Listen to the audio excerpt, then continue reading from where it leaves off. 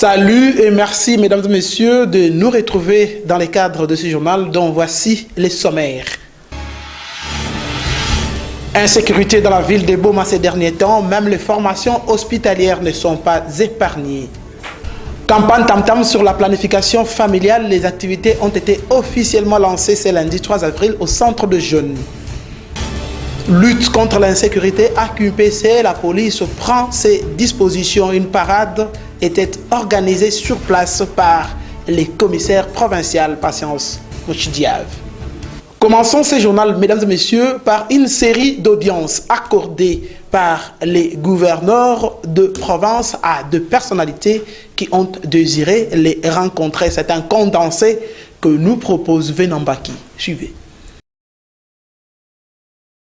Le gouverneur de province, son Excellence Jacques Mbadoussitou Dimavungu, a accordé lundi 3 avril 2017 une audience à la délégation de l'UNFPA en mission de travail dans la province du Congo central. Celle-ci, conduite par Madame Biem Keïta, avait deux missions principales. Primo, présenter ses civilités aux premiers citoyens de la province. Secondo, la présentation du projet de coopération avec la province du Congo central en matière de santé maternelle, néonatale et le développement de jeunes. Je viens d'avoir le grand privilège d'être reçu par Monsieur le Gouverneur. Il s'agissait de parler de notre coopération dans le Congo central, aussi bien en matière de santé maternelle et néonatale que de promotion des jeunes et de planification familiale. Par ailleurs, l'occasion a été saisie pour faire une meilleure connaissance du Congo central et j'avais par ailleurs discuté avec son Excellence Madame le ministre de la Santé et du Genre des préoccupations des femmes et des préoccupations de santé dans cette belle région. Juste après leurs entretiens avec le chef de l'exécutif provincial, les membres qui composaient cette délégation de l'UNFPA étaient au centre de jeunes de Minkondo dans la commune d'Emvouzi où ils ont procédé à la distribution des matériels informatiques. A signaler qu'après la ville portuaire de Matadi, la délégation de l'UNFPA conduite par Madame Biem Keïta s'est rendue à Boma pour la même opération. La cité de Mwanda va constituer la dernière étape de la tournée qu'effectue cette délégation de l'UNFPA au Congo central. Comme annoncé au sommaire de ce journal, le commissaire provincial Patience Mochidiave était dans la ville de Bangou, Kimpese sur place. Il a présidé une parade dans le but de multiplier de stratégies pour lutter contre l'insécurité. Suivez. C'est un public à la fois surpris et surtout très content qui regarde cette parade policière.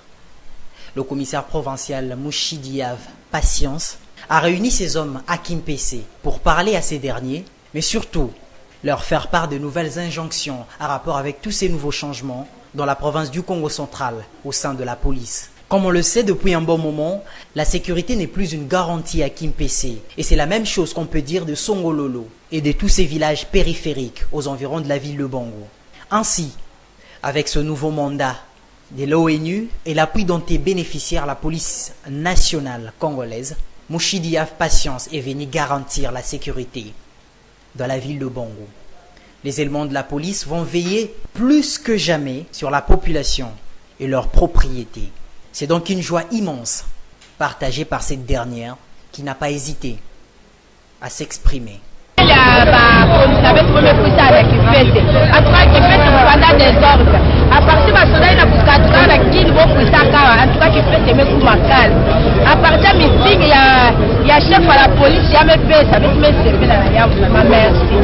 Ainsi, le commissaire provincial de la police a présenté ses éléments et tous ceux qui sont venus en soutien à la police nationale congolaise.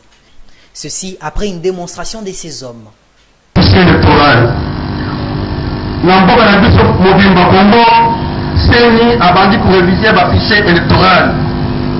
Ici au Congo central, les matériels sont déjà déployés à travers la province. CENI, Nakongo Mobimba, révision affichée électorale et bandits. Ah, la Congo centrale, le matériel ici est commis. Natindadi, les policiers, la Kimvula, pour la sécurité de l'Okoan. Quittons Kimpese pour la ville de Boma, parlant toujours de l'insécurité sur place. Le banditisme continue à battre son plein et même les formations hospitalières ne sont pas épargnées. Un hôpital est tombé victime du côté des quartiers 8 dans la commune de Kalamou. Reportage. L'insécurité devient monnaie courante dans la ville historique de Boma. Une véritable désolation que la population dénonce jour après jour. Des bandits armés sèment la terreur sans distinction de milieu ou de cadre. Ces week-ends, très tard la nuit, c'est une formation hospitalière qu'ils ont choisie. Il s'agit du centre hospitalier Martin Luther au quartier 8 dans la commune de Kalamou. Selon les témoignages de la Sentinelle, ils ont débarqué sur place autour de 2 heures du matin. Au nombre de 4, ils ont fait semblant d'accompagner un de leurs malades, demandant à la Sentinelle d'ouvrir pour qu'il les fasse soigner. S'étant introduits à l'intérieur de l'hôpital, ils ont tout de suite adopté le langage des armes. Ils ont sorti un pistolet qui les a permis d'intimider tout le monde et d'accomplir ainsi leur sale besogne. Ils ont réussi à emporter les sommes d'argent qu'ils ont rencontrées dans différents bureaux. 2 témoins de l'événement ont tenté de revenir sur la tragédie. Tout prix, j'avais mon sac à l'eau ici, ils ont tout amené. Donc c'est ça la situation que nous sommes en train de vivre ici au centre hospitalier Martin Luther. C'est notre droit. Donc nous réclamons la sécurisation des centres hospitaliers qu'on a dans la ville. Donc ça, ce n'est pas le premier cas. Donc ça, c'est le deuxième cas d'un centre médical qui a été vandalisé par des inciviques. Donc l'histoire des terrains a été éloquente. Donc en tout cas, on a de plus en plus besoin de la sécurisation de nos centres hospitaliers parce qu'on se rend compte que finalement on devient la cible de tous ces inciviques qui ont besoin d'argent. Ça se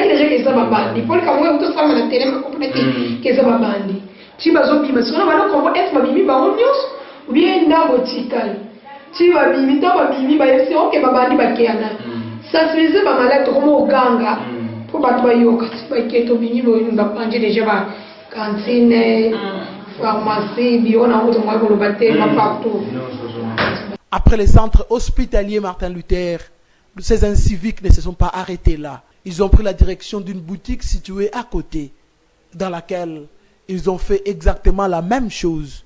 Ils ont emporté une bonne quantité de marchandises ainsi que tout l'argent qu'ils ont trouvé à l'intérieur. Qu'est-ce que dépôt à ma salon de T4? Bazui, bafongoli congélateur, bafongoli congélateur, bameli na ndambo masanga, mbongo nyonso ya cantine eke na masanga ndambo bameli. Ces deux cas montrent à suffisance que la ville de Boma croupit ces derniers temps sous la misère de l'insécurité. Les Bomatraciens ont ainsi les regards tournés vers les autorités pour des solutions idoines.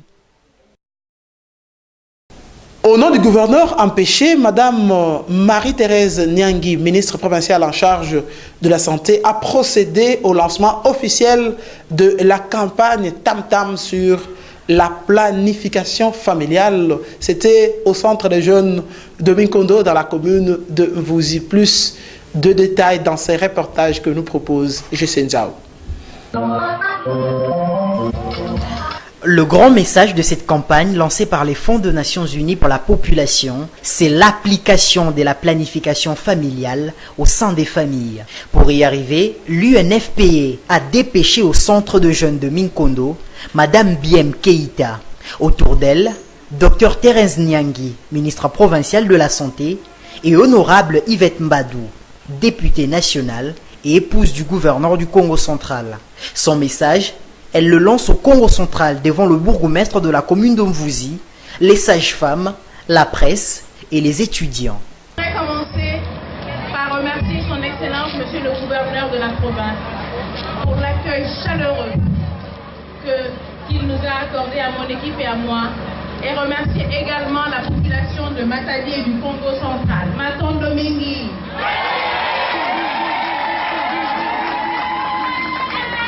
Nous sommes venus pour renforcer la campagne Tam Tam PM. On fait du bruit, on s'installe pour que les jeunes et leurs parents nous entendent. Ce sont des campagnes pour que les pères éducateurs puissent s'occuper des eaux. Nous voulons que la RDC rentre dans le siècle futur avec la jeunesse, la mieux équipée que possible. Et pour être équipé, on commence par soi-même, sa santé, son bien-être, qu'on puisse faire des choix, qu'on ait la possibilité de faire des choix. Et pas seulement pour les filles, pour les garçons aussi. Ce message improvisé a dévancé une remise de quelques cadeaux au centre de jeunes. Environ 200 chaises, des ordinateurs, un sonorisant, un projecteur d'image et bien plus. Quant à la campagne, elle s'étend sur 4 jours, du 3 au 6 avril 2017. Par ailleurs, son but est de réduire le taux de mortalité maternelle et renforcer les capacités des sages-femmes. Il est donc prévu, dans ce programme, une série d'examens, entre autres, mammaires et de dépistage. Chaque année, dans tout le Congo, on est plus d'1 million de nouvelles jeunes personnes qui adoptent les méthodes de planification familiale. Aujourd'hui, on est à presque 1,8 million par an pour que les jeunes puissent s'occuper de leur santé sexuelle et reproductive. Naissance d'une nouvelle cellule au sein du club Le Fidèle de Sarah TV, c'est dimanche 2 avril. La traditionnelle cérémonie de prise de contact a eu lieu sur place au quartier Kimbombo dans la commune de Mvuzi. La délégation de la direction générale qui est descendue sur place était conduite par le premier vice-président Alex Kumbukumbu, Christelle Kabouyi pour le reportage. Une nouvelle cellule a vu le jour au sein du club Le Fidèle de Sarah Télévision. Il s'agit de la cellule Kimbombo. Ce dimanche 2 avril, une délégation de la direction générale a effectué une descente sur place. Celle-ci, conduite par le premier vice-président, est allée présider la traditionnelle cérémonie de la prise de contact. Cette activité a un rôle déterminant dans le processus d'intégration de la grande famille de ceux qui ont pris la décision de soutenir la santé radio-télévision. Pour exprimer sa satisfaction, le premier vice-président Alex Kumbukumbu s'est exprimé en ces termes. Nous sommes en plein quartier de Kimbombo. Et le quartier Kimbombo se situe dans la commune de Mvuzi et dans la ville de Matadi. Toujours dans le cadre de notre mission, nous avons la mission d'implanter les clubs de Sarah Télévision. Et aujourd'hui, nos amis de Kimbombo ont jugé bon de manifester leur besoin d'adhérer au sein de la grande famille, les clubs de Sarah Télévision. Et nous avons répondu oui à leur demande. Nous sommes venus et nous avons vécu. Effectivement, la cellule Kimbombo existe au vrai sens du mot exister.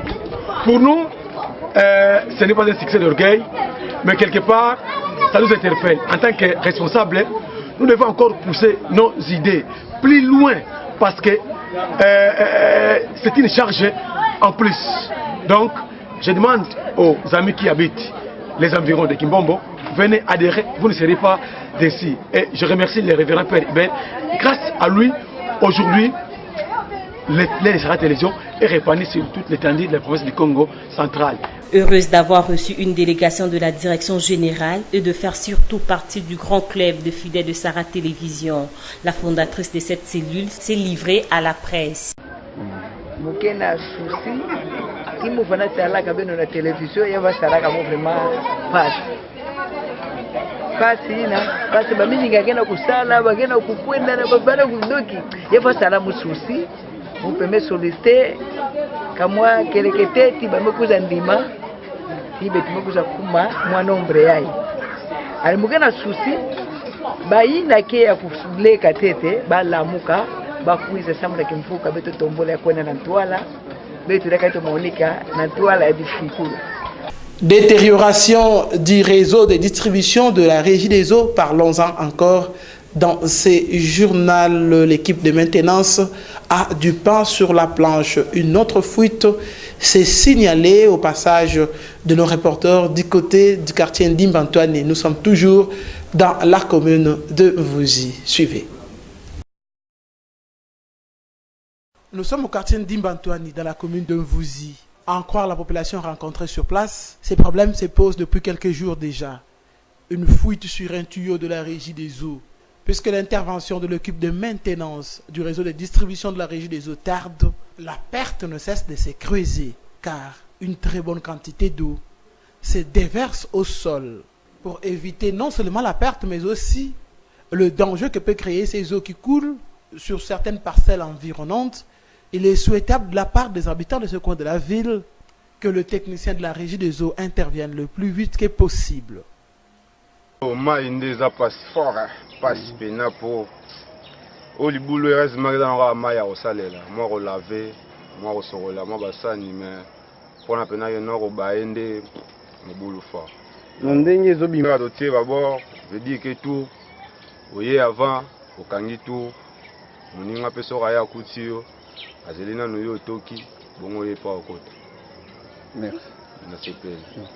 Rendons-nous à présent, mesdames et messieurs, au-delà de nos frontières, l'essentiel de ce qui se passe au-delà des frontières de la République démocratique du Congo. Et bien comme d'habitude, c'est dans un condensé que nous allons vous proposer l'essentiel. Page internationale, 3 reportages signés par nos confrères de France 24. Suivez. Les Français n'ont plus confiance dans leurs hommes politiques parce que certains ont failli. Cette crise morale abîme la légitimité de tout président. Donc nous avons rédigé cette charte et je l'ai envoyée aux médias concurrents. Et je me suis dit qu'avant le débat de demain, ce serait bien que chacun puisse la signer et puisse faire son examen de conscience afin de savoir si elle correspond à ce qu'il est. Par un communiqué dans lequel il répète à nouveau qu'il ne peut y avoir de paix durable en Syrie sans changement de régime, mais on sent que plusieurs affirment qu'il ne faut pas se focaliser sur cette question. C'est d'ailleurs ce que dit le ministre français, Jean-Marc Ayrault. C'est aussi ce que disent par exemple le ministre néerlandais et la haute représentante pour la politique européenne, Federica Mogherini, qui disent que c'est fait finalement avant tout aux Syriens de décider. Et Sigmar Gabriel, le ministre allemand, qui estime lui aussi que c'est pas forcément la question sur laquelle il faut commencer parce que sinon on va aboutir à une impasse. Et tout ça fait écho aux propos de la représentante de l'ambassadrice des États-Unis aux Nations Unies la semaine dernière qui estime que le sort de Bachar el-Assad n'est plus la priorité pour les États-Unis, ce qui est un changement fondamental et ça devrait donc être un sujet de discussion important effectivement aujourd'hui à Bruxelles. Ania Zolkeska est rentrée vendredi. Elle a passé plusieurs semaines à Mossoul pour l'ONG Médecins sans frontières et dresse aujourd'hui un bilan catastrophique. Les blessés ne cessent d'augmenter et les blessures sont toujours plus sévères. Tu as les ambulances qui arrivent, 2-3 ambulances à la fois, avec 10 personnes dans une ambulance et ils te sortent juste comme ça. Et tu n'as pas la capacité de prendre toutes les personnes blessées en charge. Les blessés les plus graves sont pris en charge dans des centres non loin des zones de combat. Les cas les moins urgents, eux, doivent attendre. Ils sont envoyés dans d'autres villes, parfois à plusieurs dizaines de kilomètres. En 5 semaines, MSF a soigné plus de 1200 personnes. La situation humanitaire est d'autant plus inquiétante qu'il est compliqué de fuir l'ouest de Mossoul. Cette zone englobe la vieille ville, difficile d'accès. C'est des petites maisons vraiment très étroites, avec une population qui est bloquée, qui ne peut pas sortir. Quand tu sais qu'il y a des frappes aériennes quotidiennes, quand tu sais qu'il y a des mortiers qui tombent de 2 côtés, quand tu sais qu'il y a des snipers qui sont en train de cibler des gens qui veulent fuir, tous les conflits, le même combat, le même conflit que tu vois à Mossoul-Est, amène à beaucoup plus de blessés, à une situation beaucoup plus grave. Pris au piège, les civils les plus vulnérables qui souffrent de maladies chroniques ne reçoivent plus leur traitement. Les habitants commencent aussi à manquer d'eau et de nourriture. Selon l'ONU, depuis le début de l'opération militaire sur l'ouest de Mossoul le 19 février, plus de 235 000 personnes ont fui les combats. Revue de presse à présent, l'essentiel des grands titres à la une paru, c'est mardi 4 avril au niveau national. Nous sommes à Kinshasa, une sélection que nous propose Venamba qui nous en parle. Suivez.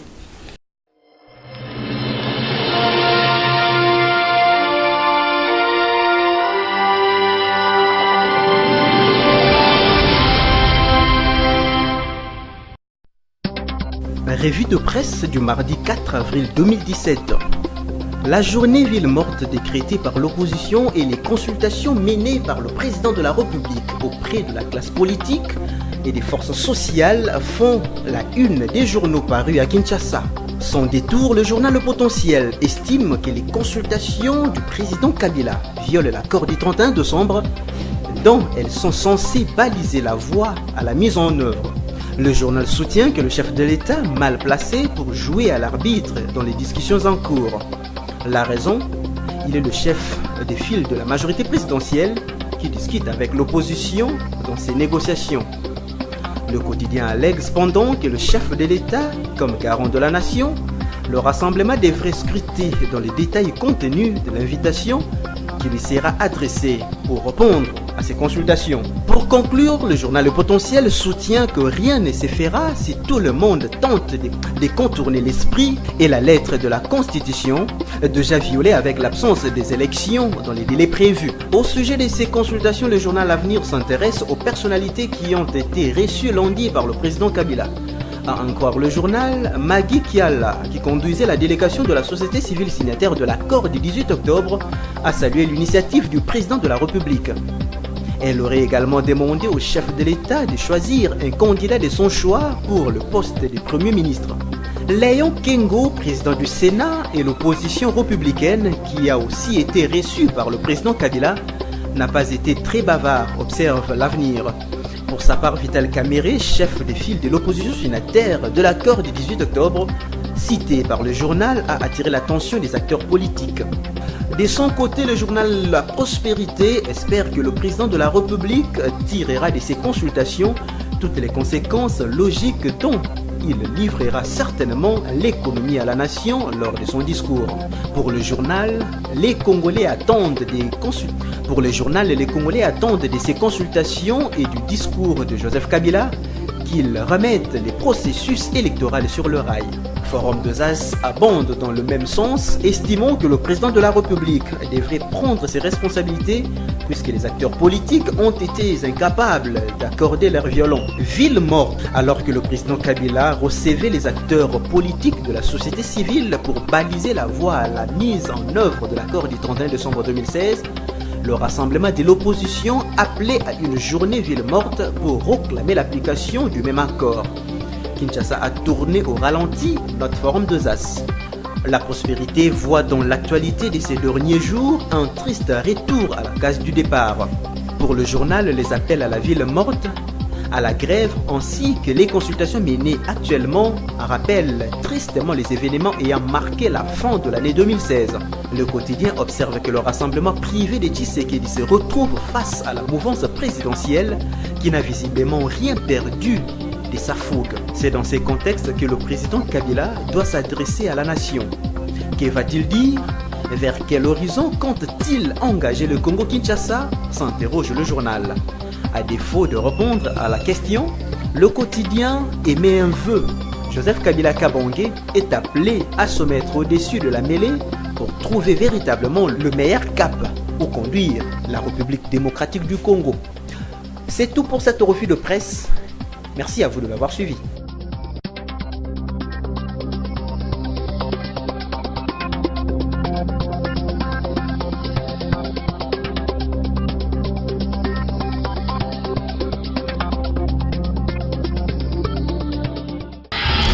Insécurité dans la ville de Boma ces derniers temps, même les formations hospitalières ne sont pas épargnées.